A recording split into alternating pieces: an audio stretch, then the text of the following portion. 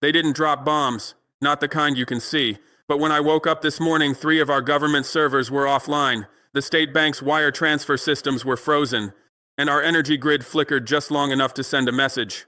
I've been in uniform long enough to know when I'm being targeted, and what I saw today, it was warfare. Silent, cowardly, digital, but warfare. At 4:37 a.m., I received a secure report from my intelligence chief. There was a coordinated data breach originating from Tel Aviv IPs masked through proxies in Nigeria, Romania, and even South Africa. Targets were government communications, oil contracts, and satellite surveillance nodes. Minimal breach, no core systems compromised, but the pattern is clear. Retaliation confirmed. So I ask again, why retaliate? Because I told them the truth. Because I refused the money. Because I said the word they fear most. You want to know when it truly hit me? Not during the breach. Not during the flickering lights. It was when my own allies went quiet. 3 African presidents I had spoken with last week about cutting similar Israeli contracts suddenly unreachable. One canceled a scheduled summit, another withdrew a joint infrastructure deal, and the third? He released a statement praising Israel's long-standing partnership with Africa. That's when I realized something far more dangerous was in motion. They weren't just striking at me.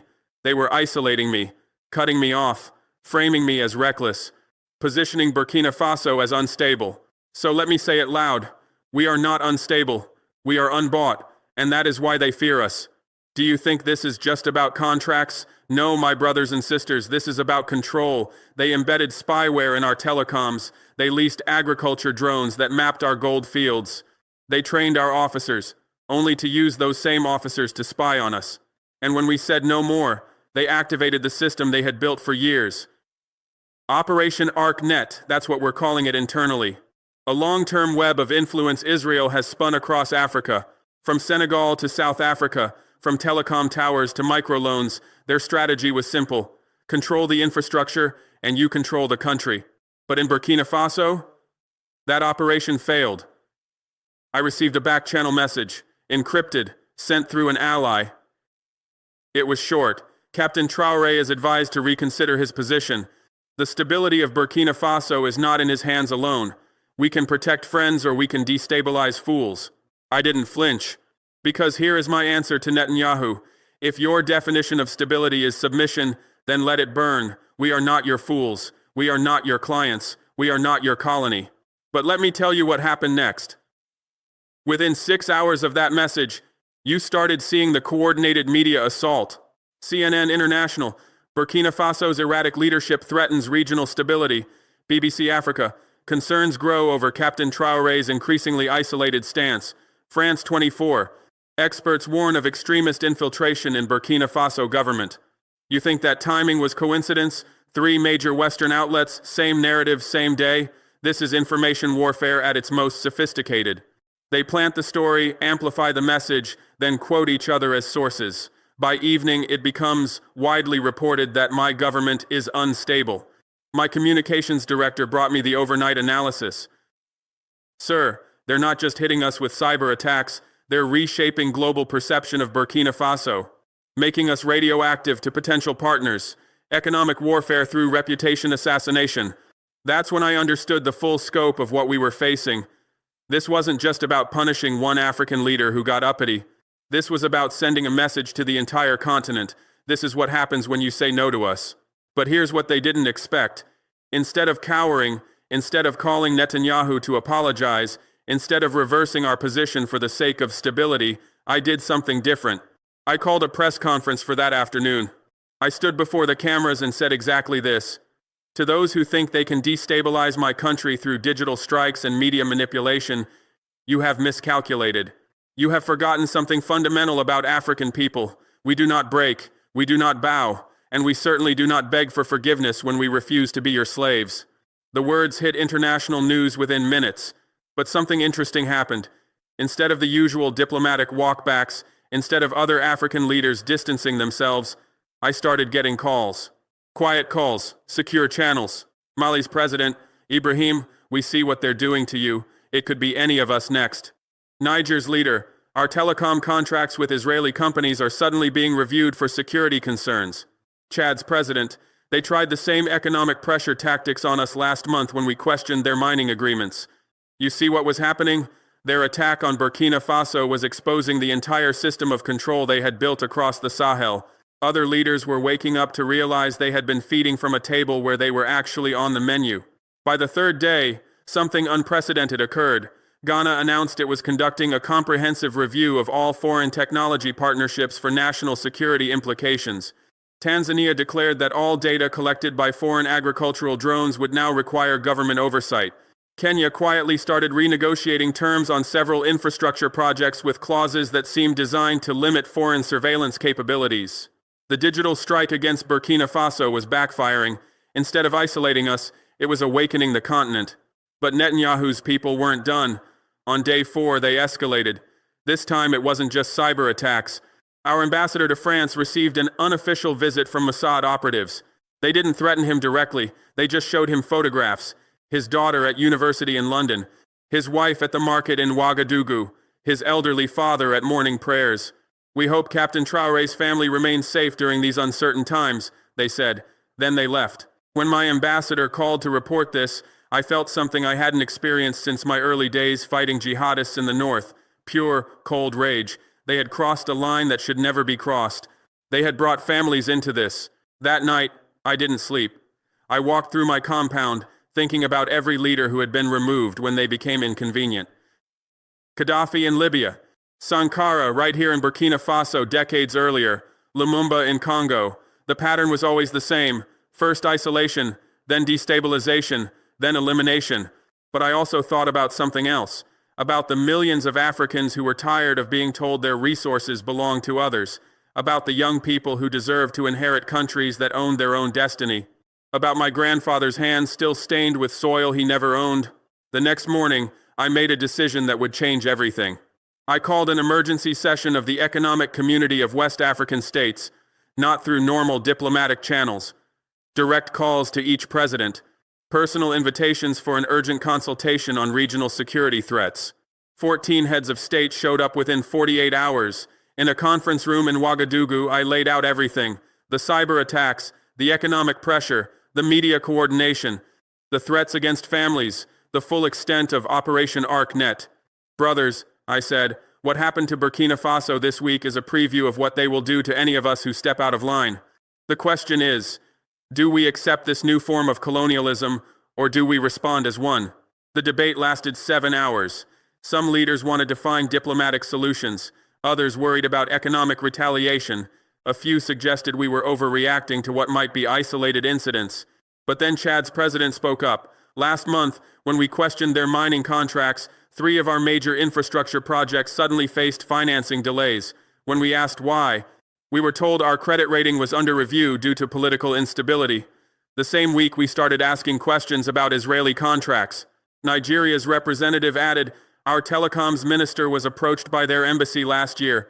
They offered to upgrade our communications security for free. When we declined and chose local alternatives, suddenly we started experiencing technical difficulties with our satellite uplinks. Ghana's president, they offered to train our cybersecurity teams. When we said we preferred to develop local capabilities, 2 of our best IT specialists received job offers in Israel worth 10 times their government salaries. One by one, the pattern emerged. Country after country had experienced pressure, inducements, or subtle retaliation for asserting independence in technology, resources, or security matters. What looked like isolated incidents were actually parts of a coordinated continental strategy. By evening, we had our answer. 14 African nations agreed to something that hadn't been done since the early days of independence, a coordinated response to foreign interference. The next morning, we announced the African Digital Sovereignty Initiative. 14 countries committing to developing independent technological capabilities, joint cybersecurity protocols, shared intelligence on foreign interference operations, and most importantly, mutual support for any member nation facing digital or economic retaliation for asserting sovereignty. The Western media response was immediate and predictable. African leaders embraced dangerous isolationism. Experts warn of growing authoritarianism in West Africa. Security concerns rise as African nations reject international partnerships. But something different happened this time. Instead of African officials rushing to reassure Western media that they remained committed to international cooperation, they stayed quiet, let the criticism wash over them, and kept building. Within a month, the African Development Bank announced a new fund specifically for indigenous technology development. The African Union upgraded its cybersecurity division from a small department to a full directorate. University partnerships were established between African institutions to reduce dependence on Western technical training. Israel responded predictably. Diplomatic sources leaked stories about Iranian infiltration in African governments. Think tank reports emerged warning about Chinese manipulation of African digital sovereignty movements. Academic papers appeared arguing that African countries lacked the technical capacity for independent cybersecurity. But the momentum was irreversible, because we had done something that changed the entire dynamic. We had called their bluff. For decades, the threat of isolation had kept African leaders in line. The fear of being cut off from Western markets, Western technology, Western approval. But when 14 countries stood together and said, "Isolate all of us," the threat lost its power. You can't isolate half a continent without isolating yourselves. 6 months later, I received another encrypted message.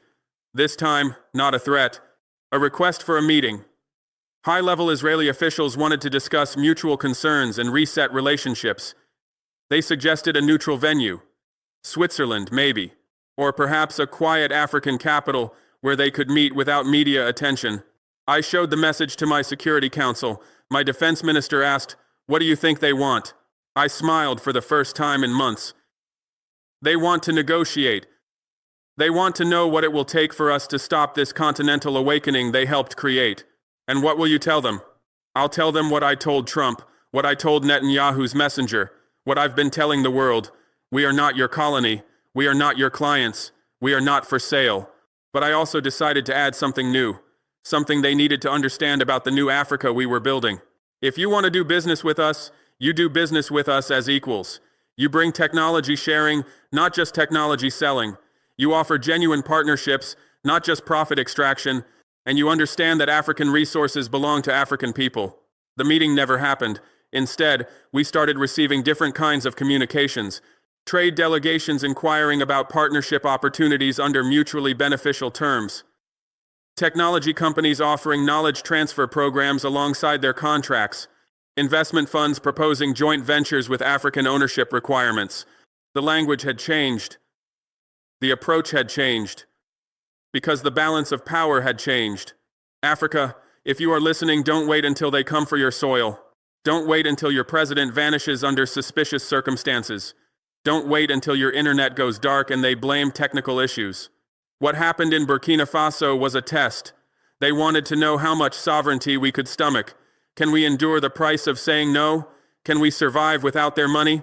Can we protect ourselves without their satellites? I say yes. Because we were never weak. We were only lied to. Our weakness was designed. Our dependency was scripted. But now, we are rewriting the script. Mark this date, the 28th of August, 2025, the day Netanyahu's shadow government struck at my country, the day they attempted to break our will without firing a single bullet, but also the day we refused to kneel, the day we exposed the strike for what it was, colonialism, 2-inch digital skin. But let me tell you about the date that matters more.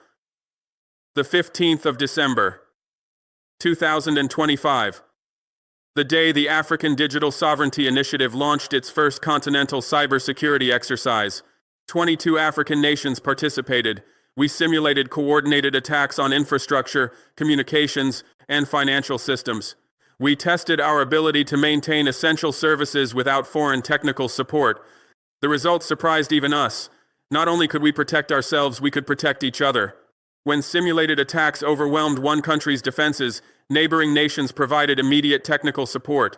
When economic pressure was applied to one member, others stepped in with alternative trade arrangements. We had built something they never expected, African interdependence instead of Western dependence. Today, when Israeli tech companies approach African governments, they don't come with ultimatums anymore. They come with proposals. They offer technology transfer agreements. They suggest joint research initiatives. They propose profit-sharing arrangements. The same companies that once demanded exclusive access to our communications infrastructure now compete for partnerships where African engineers work alongside Israeli technicians, where African universities receive genuine technology sharing, where African countries maintain full sovereignty over their digital infrastructure. This is what happens when you stop begging and start bargaining, when you stop accepting and start negotiating, when you realize that you have something they need more than they have something you need. They need our markets. They need our resources. They need our cooperation. But we don't need their domination. We don't need their surveillance. We don't need their control. What we need is partnership, real partnership, the kind where both sides benefit, the kind where both sides respect each other, the kind where nobody has to kneel. The cyber attacks on Burkina Faso that morning 6 months ago were meant to teach us a lesson about the cost of defiance. Instead, they taught us something else: the power of solidarity. When one African nation says no to exploitation, they can isolate that country, pressure that leader, destabilize that government. But when 22 African nations say no together, when they build alternatives together, when they stand together, the equation changes completely. You can't destabilize a continent. You can't isolate half of Africa. You can't cyber attack your way to controlling 1 billion people who have decided they're tired of being controlled. Let it be known, we are not frightened. We are forged. Not by their attacks, but by our responses. Not by their threats, but by our unity. Not by their power, but by our refusal to bow to it. The morning they tried to break us was the morning we discovered we couldn't be broken. The day they thought they would teach us to fear them was the day we learned we had nothing left to fear. Because when you have nothing left to lose, you realize you had everything to gain. When you stop trying to please those who will never respect you, you start building relationships with those who will. When you stop begging for scraps from their table, you start growing your own food. This is the lesson of the 28th of August, 2025. Not that digital warfare is the new colonialism, we already knew that, but that digital solidarity is the new independence. That African unity isn't just a dream from the 1962nd, it's a necessity for the 2022nd. That sovereignty isn't something you ask for, it's something you take. The servers they attacked that morning are stronger now. The systems they tried to infiltrate are more secure. The country they thought they would destabilize is more stable. And the continent they tried to divide is more united. We learned something that morning that they hoped we would never learn. We don't need them nearly as much as they need us. And once you learn that lesson, everything changes. The balance of power, the terms of engagement, the future of the relationship, everything. They didn't drop bombs that morning. But they did drop something else. The mask. The pretense. The illusion that their domination was inevitable. Their control permanent. Their power unbreakable. What they revealed instead was their fear. Their understanding that the old ways of controlling Africa were dying, and they didn't know how to build new relationships based on equality and respect. That morning they showed us their weakness. And we showed them our strength. Not the strength to destroy, but the strength to build. Not the strength to attack, but the strength to defend. Not the strength to dominate, but the strength to be free. This is why I tell you, mark the date, remember the lesson, share the story. Because what happened that morning in Burkina Faso wasn't just about one country, one attack, one response. It was about the future of an entire continent, the future of African independence in the digital age, the future of relationships based on respect rather than exploitation. And that future is now. That future is us.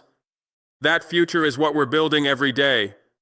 We choose dignity over dependence, sovereignty over submission, solidarity over isolation, country or death.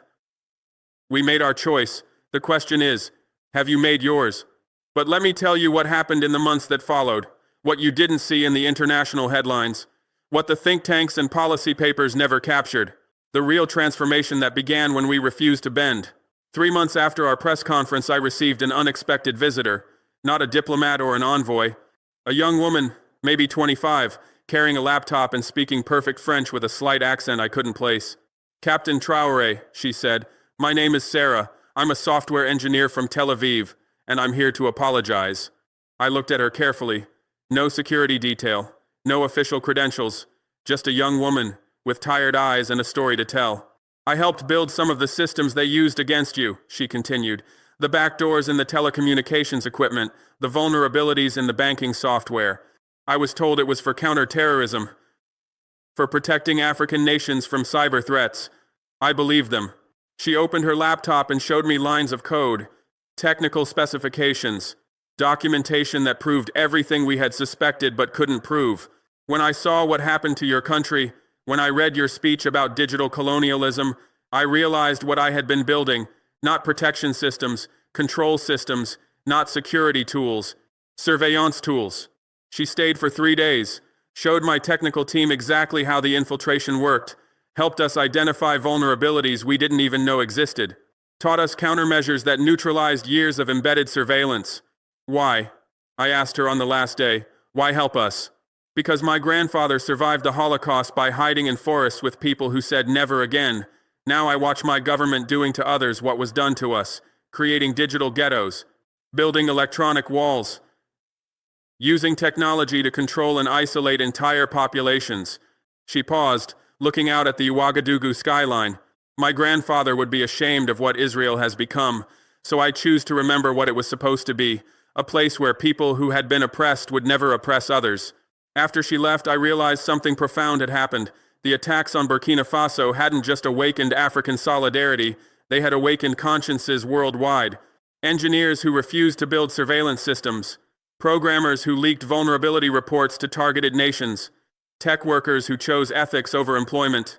Within 6 months, we were receiving technical assistance from unexpected sources. A group of former NSA contractors who had grown disgusted with American cyber imperialism, European hackers who saw digital sovereignty as a human right, Asian programmers who understood what it meant to have your technology colonized by foreign powers. The African Digital Sovereignty Initiative became something more than a defensive alliance. It became a magnet for everyone worldwide who believed that technology should liberate, not subjugate. By year's end, we had built something remarkable, an alternative internet, not connected to the fiber optic cables that ran through London, New York, and Tel Aviv, our own satellite network, our own data centers, our own protocols. For the first time in the digital age, Africa could communicate with itself without foreign oversight. Nigerian banks could transfer money to Kenyan businesses without American approval. Ethiopian researchers could share data with South African universities without European monitoring. The technical achievement was stunning, but the psychological transformation was revolutionary. Young Africans stopped using WhatsApp and switched to AfriChat, an encrypted messaging system built by African engineers, hosted on African servers, governed by African privacy laws. Instead of posting on Facebook, they shared content on Ubuntu Social, a platform that prioritized community connection over addiction and surveillance. African governments stopped storing critical data on Amazon Web Services and moved to the Continental Cloud Consortium, a network of data centers powered by African renewable energy, staffed by African technicians, protected by African cybersecurity protocols. The economic implications became clear within months. Instead of paying billions to foreign tech giants for services, African nations were creating their own tech industries. Instead of exporting raw materials and importing finished products, we were building entire supply chains from mining to manufacturing to software development. But the most important change was psychological. For the first time in generations, young Africans looked at their phones and computers and saw African innovation, not foreign dependence. They used technology that belonged to them, reflected their values, served their interests. The day I knew we had truly succeeded was when my 15-year-old nephew asked me something that would have been impossible just 2 years earlier. "Uncle," he said, "why do Americans still use such old technology? Their internet is so slow compared to ours, and their privacy laws are terrible. Why haven't they upgraded to African standards yet?" That question, a young African pitying Americans for their technological backwardness, represented a psychological revolution decades in the making. We had not just achieved technological independence, we had achieved technological superiority. The global response was predictable. Western think tanks published alarmed reports about African technological nationalism. Intelligence agencies warned about digital balkanization and the dangerous precedent of regional internet systems. Tech company executives testified before Congress about the threat to global connectivity. But something had changed that they couldn't reverse: the demonstration effect. If Africans could build better, more secure, more ethical technology than Silicon Valley, what did that say about American technological supremacy? Other regions began developing their own alternatives. Latin American countries started building inter-regional communication networks. Southeast Asian nations created their own social media platforms. European privacy advocates pushed for digital sovereignty from American surveillance capitalism. The digital world was decolonizing. The irony was perfect. The cyber attacks meant to keep Africa dependent on foreign technology had instead motivated Africa to become technologically independent. The isolation meant to punish African defiance had instead protected African innovation from foreign interference. Netanyahu's Operation ArcNet had succeeded beyond his wildest dreams. It had indeed created a network spanning Africa, just not the kind of network he intended. Instead of a web of control, we had built a web of cooperation. Instead of infrastructure for surveillance, we had created systems for sovereignty. 1 year after the attacks, I received a final encrypted message from Tel Aviv. This time, it wasn't from government officials or intelligence operatives. It was from a group calling itself Israeli Engineers for Digital Justice. Captain Traoré, the message read, "We are the programmers who built the systems used against your country. We are writing to formally apologize and to offer our services in dismantling what we helped create. We have documentation of similar systems deployed across Africa and are prepared to help you neutralize them all." The message included technical specifications for surveillance systems in 23 African countries, backdoors in banking systems, vulnerabilities in government networks, hidden access points in telecommunications infrastructure.